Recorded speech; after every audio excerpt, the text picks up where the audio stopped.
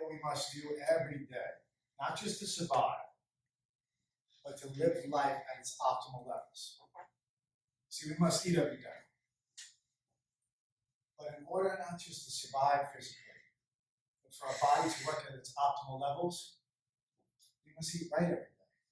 Foods rich with nutrients, minerals, vitamins. And we must feel gratitude when we eat. Not too long ago, Joni did a speech here talking about the acronym STOP when we eat. And it was all about taking time, not just rushing through our food like we rush through life, and observing where the food comes from to gain some type of gratitude. Now, I don't know how many people actually took Joni's advice, but I did. Bet you a sweet behind I did. I'm a listener. I want to be taught. I'm a student. So I tested her theory. There's no coincidence that it worked. I felt great that night after I ate. Pray. I talk about God a lot. And it's not to disrespect anyone. It's to respect myself and what I believe in. Because otherwise I'd be committing spiritual suicide.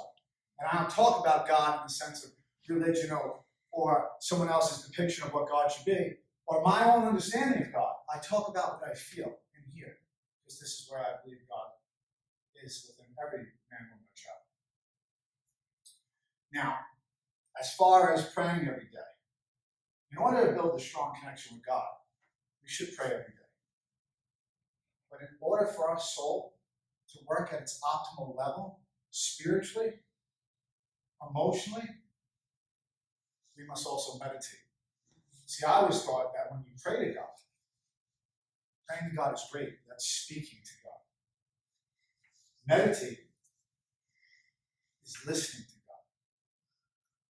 And this takes practice, because most of us in this world, we're great speakers. We're always looking for the next thing to say. Very few people in this world are good listeners. Very few people. So we don't take time. We don't really care about us, to be honest with you.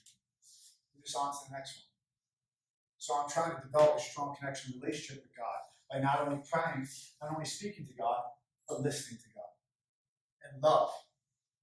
Crucial, critical. We must love every day. But in order for our soul to perform at its optimal level, we must love hard every day.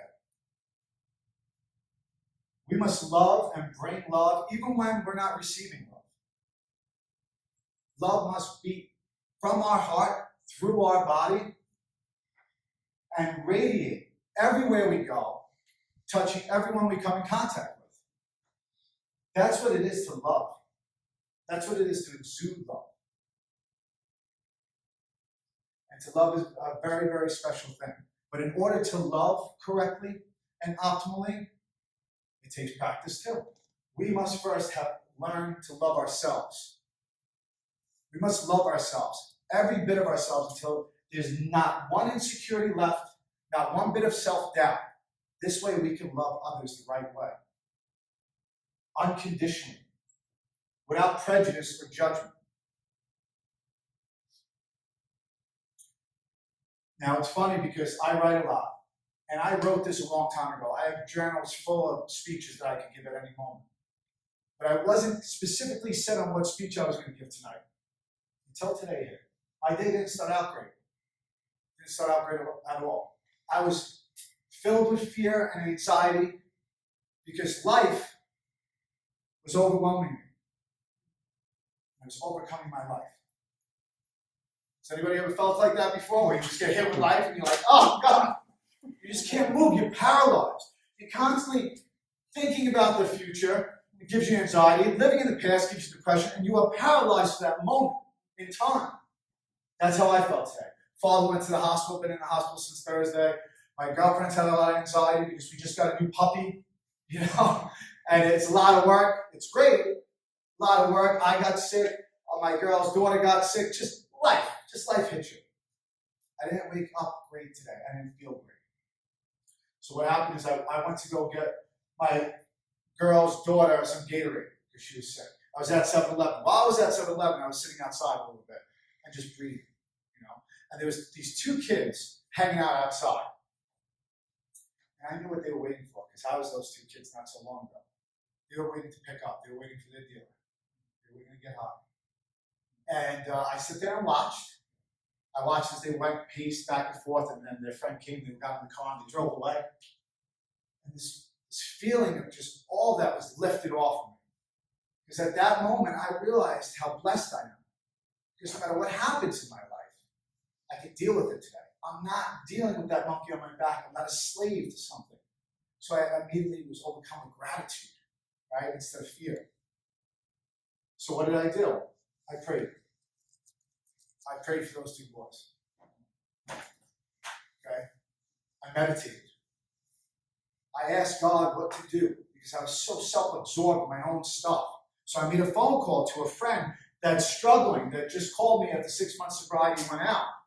I made a phone call to him. He said, Joe, I don't know how you got through this. Crazy. I haven't got a phone call in 3 days. And I was just going to my ex-wife's house, who's a pill addict, and I'll be honest with you, I was thinking about one more time. Coincidence? No, God incidence. I went back home. I took a walk with my girl and her two beautiful daughters. We wanted to go get a smoothie.